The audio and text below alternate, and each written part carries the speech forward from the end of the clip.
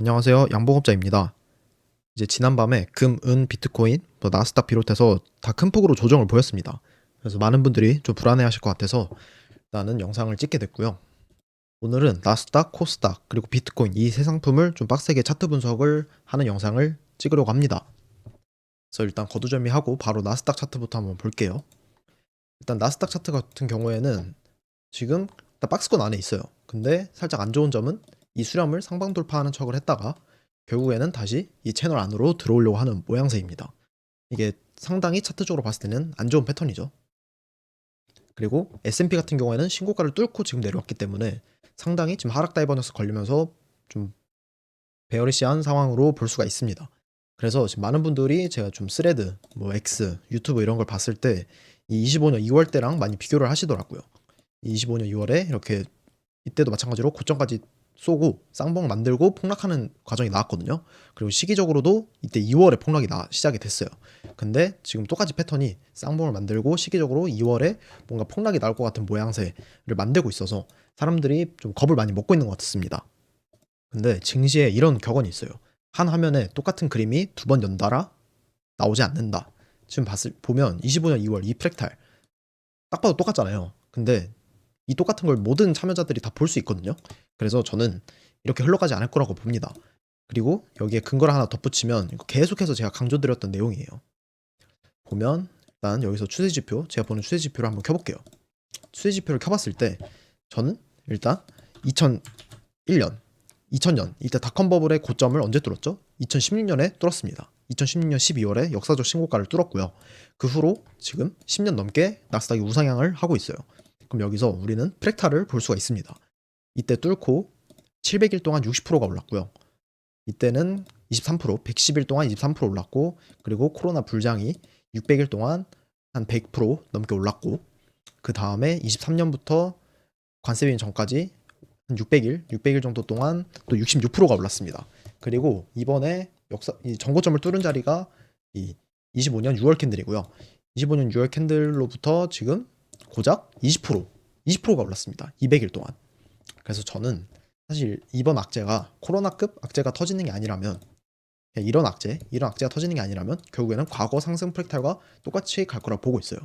이때는 700일, 600일 동안 올랐잖아요. 근데 아직 200일밖에 못 올랐거든요.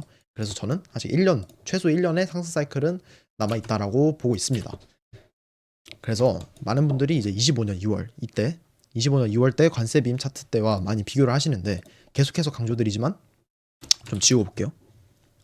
계속해서 강조드리지만 이제 이때 차트 이때 고점은 상승 기간이 600일을 채운 상태에서 이 쌍봉 패턴을 만들고 나온 급락이고요.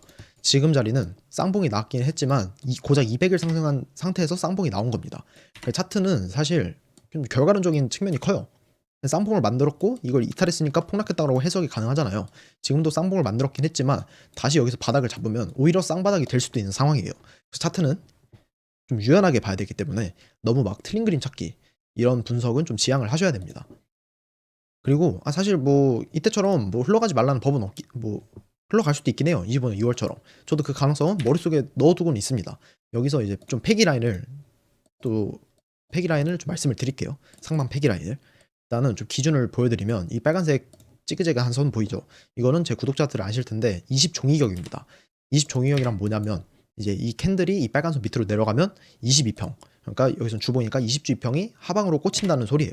하방으로 꽂히면 결국에는 하락장이 시작이 되거든요. 그럼 보시면 이때 이탈하고 관세빔이 나왔잖아요. 그래서 저는 사실 관점 패기 라인을 이 흰색 선과 이 빨간 선 종이격이 겹치는 자리 나스닥 캔들이 여기서 장대 음봉으로 마감을 한다. 그러면 저는 나스닥을 다시 안 좋게 볼 겁니다.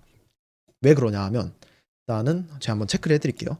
이 추세지표 흰색 추세지표랑 이 빨간 선 20 종이격을 이탈하는 자리는 무조건 폭락이 나왔거든요. 보시면 제가 파란 원으로 체크를 해볼게요. 여기도 폭락이 나왔고 좀 보기 어려우니까 어차피 추세 전환선이랑 이 20 종이격이랑 어차피 똑같이 가서 일단 추세 지표만 체크를 해볼게요. 그럼 보시면 이 추세 지표를 이탈할 때마다 급락이 나왔어요. 그리고 2016년 저는 안 볼게요. 왜냐면 저는 2016년부터 이제 역사적 신고가를 뚫고 체질이 바뀌었다고 생각하기 때문에 프랙탈 분석은 2016년 이후로만 봅니다. 그럼 보시면 여기서 이탈하고 폭락이 나오고 몇 프로 폭락이 나왔죠?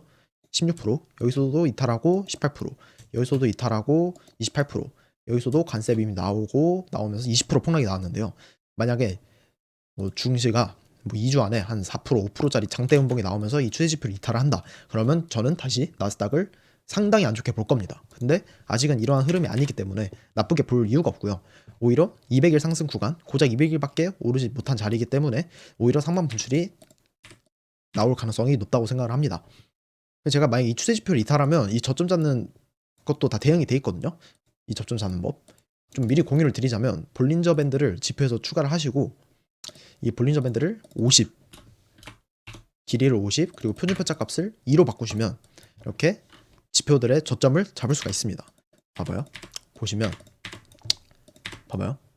이 추세 지표를 이탈하고 나면 진짜 거의 100%, 거의 99% 확률로 이 볼벤 하단선까지 찍으러 내려갑니다. 그러니까 우리는 여기서 만약에 제 생각과 다르게 음봉이 나왔다. 한 5% 이상 음봉이 나오면서 추세 지표를 이탈했다. 그러면 주식 비중 싹 줄이고 이 볼벤 하단선만 기다리면 돼요. 여기서도 이탈하고 이 볼벤 하단, 여기서 하단 찍고 반등 나왔다가 죽고, 하단 찍고 반등 나왔다가 죽고, 여기서 찍고 이제 올라가잖아요.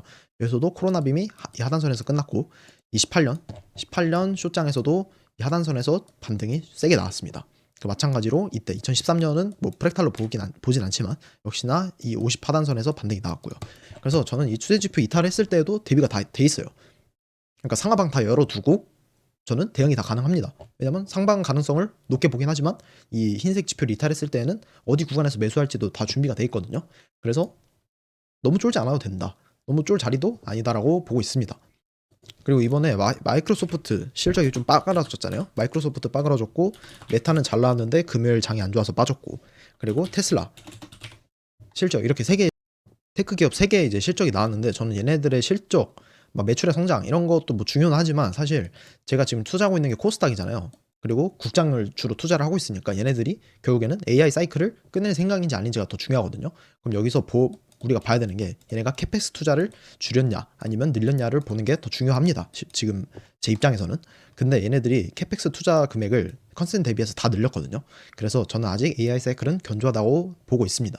그래서 지금 뭐 케빈 워시 이슈 때문에 증시가 계속 흔들리고 있는데 오히려 이건 그냥 박스권 흐름이고 결국에는 수렴하다가 다시 상방으로 돌파하는 흐름이 저는 나올 거라고 개인적으로 생각을 합니다. 그래서 너무 쫄 자리는 아니라고 보고 있고요. 그리고 이제 코스닥 차트로 한번 가볼게요. 일단 코스닥 지수 같은 경우에는 일단은 지표를 다 지우고 어제 뭐 장대 한번 꽂았으니까 추세 지표 다 뚫었고요. 지금 일단은 주봉상으로 장대 한봉 첫 돌파가 나온 상태입니다. 그리고 역사적 신고가를 뚫었고요.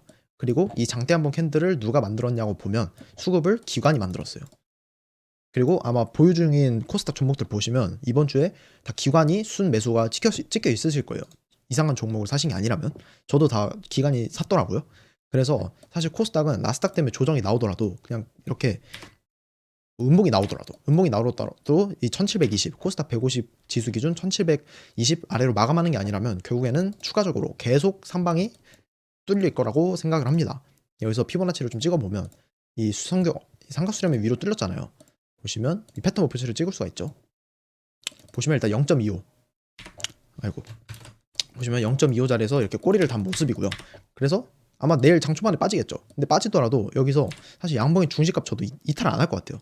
그냥 여기서 꼬리 달고 오히려 양봉으로 말 가능성이 높다. 아니면 나스닥이 진짜 계속 안 좋으면 여기서 도지 마감하고 계속 흔들리다가 횡보를 해주다가 오히려 이렇게 빵 쏠 확률이 훨씬 높은 구간이라고 생각을 합니다.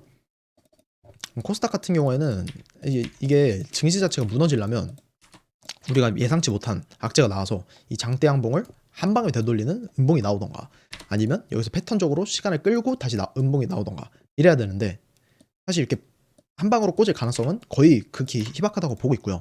이렇게 흔들리는 사실 빠지지 않고 이렇게 횡보만 하더라도 어차피 제가 가진 종목들은 다 차트적으로 좋아가지고 좀 알파 수익이 날 수 있는 기업들이라고 생각을 하기 때문에 별로 걱정이 없습니다. 그래서 저는 매매를 할 거면 여전히 코스닥에서 눌림롱을 보더라도 코스닥을 보는 게 훨씬 낫다고 생각을 합니다. 그래서 코스닥은 여기서 빠르게 마무리를 하고요. 그 다음에 중요한 건 비트코인이죠. 이제 비트코인이 어젯밤에 큰 폭의 하락을 보여줬습니다. 얼마 빠졌냐면 한 6% 빠졌고 이더도 10% 넘게 빠졌죠. 비트코인 기준 한 10% 빠졌네요.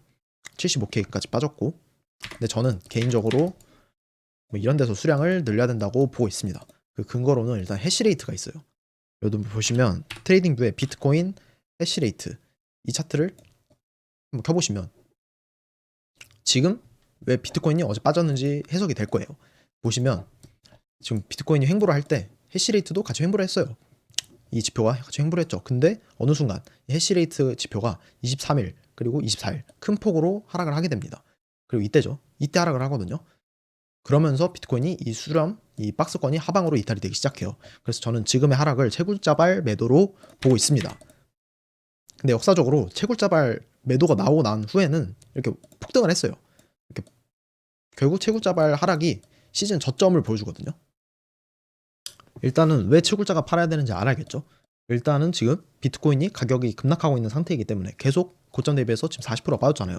그래서 지금 채굴자가 돌리는 전기 가격이 비트코인 가격보다 더 큰 상황입니다. 그래서 채굴자들은 계속 손실인 상황이에요. 그러면 여기서 영세, 소상공인 채굴자들은 비트를 던질 수밖에 없어요. 자기들의 업장을 운영하기 위해서는. 아니면 업장을 좀 더 큰 업체, 자본력이 있는 채굴 업체한테 팔아 넘기게 되죠. 그러면서 도산이 나옵니다. 영실 채굴업자들의. 그러면서 자연스럽게 비트코인 매도 물량이 나오고요. 근데 이제 저희가 알아야 될 거는 해시레이트가 폭락이 나오고 나서, 그러니까 해시레이트가 급락이 나오고 나서는 결국에는 비트코인이 이렇게 큰 폭으로 반등장이 나왔었습니다.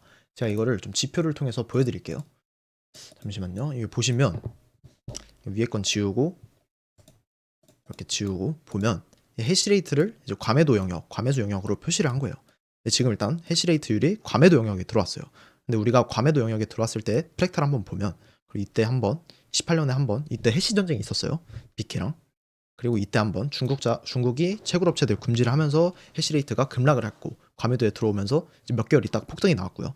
이때도 해시레이트 하락이 과매도에 나왔어요. 그리고 이때 쭉 끌다가 시즌 사이클이 시작이 됐죠.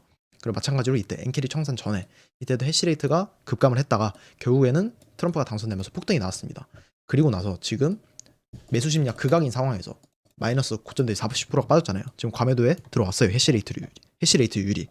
그러면 사실 지금 자리는 계속해서 분할 매수로 접근을 해야 되는 자리라고 개인적으로 판단을 하고 있습니다. 근데 좀 고통을 받을 수 있어요. 그래서 전이식 매수로만 들어가야 돼요. 선물롱이 아니라. 왜냐면 18년에 이때 110일, 그러니까 100일 넘게 횡보를 했고요. 이때도 과매도에 들어가고 나서 거의 한 2달 동안, 한 60일 동안 횡보가 나오고 100% 이상 상승이 나왔어요. 이때 FTX 빔 때도 마찬가지로 FTX 빔 나오기 전에 일단 과매도가 찍혔고요. 그럼 여기서 그 다음 상승 사이클까지 거의 200일 동안 횡보를 했습니다.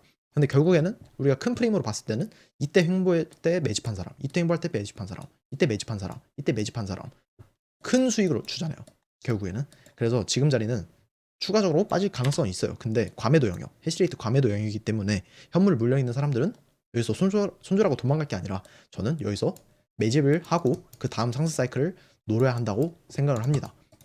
그리고 저는 여기서 큰 폭의 추가 조정 막 60K, 50K 이런 자리를 안 보는 이유가 이제 비트코인 대비 골드 차트가 있어요.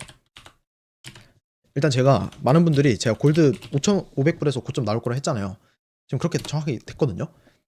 그럼 보면 봐봐요. 지금 비트코인이랑 골드 차트를 나눈 차트입니다. 그럼 봤을 때 여기 이동평균선을 한번 켜볼게요. 보시면 365주 EMA 보시면 시즌 저점이 365주 EMA 지수 차트에서 저점이 찍힌 걸 볼 수가 있어요. 그럼 지금 자리가 어쨌든 상당히 시즌 사이클 저점에 와가 있는 것을 볼 수가 있습니다. 그러니까 금은 이제 올라갈 폭이 적고 오히려 비트코인이 올라갈 폭이 많다는 뜻이에요. 여기에 볼린저 밴드를 살짝 켜볼게요. 제가 보는 추세 지표 여기서 레귤러 차트로 보면 이제 추세 지표 이제 하락 버전을 좀 보면 이 회색 지표 밑으로 내려올 때가 그냥 매집 기회거든요. 밑으로 내려올 때 이때 매집하면 그냥 부자 돼 있어요. 몇 달만 존버를 하면. 근데 지금 드디어 이 밑으로 내려왔습니다. 지금은 제가 봤을 때 그냥 계속 분할 매수 할 자리예요. 여윳돈 있을 때. 쫄면 도망가는 자리가 아니라. 근데 주의하실 점은 이거는 제 선물하는 분들은 사실 최저점을 잡아서 이렇게 먹어야 되잖아요. 근데 이건 적립식 매수는 현물을 위한 분들이지 위한 관점이지 이제 선물을 위한 분들의 관점은 아니기 때문에 이 점은 좀 주의를 하시면 좋을 것 같습니다. 그래서 저는 일단 코스닥 위주로 지금 매매를 하고 있는데 코스닥 수익금 같은 경우에 계속 비트코인 적립식 매수를 들어갈 상태입니다. 제 생각에 100일에서 200일 적립 매수하고 나면 수익률 그래도 최소 100%, 100에서 200%는 나지 않을까라고 생각을 하고요. 여기서 시즌 저점을 이렇게 만들고 올라간다라고 쳤을 때 결국에는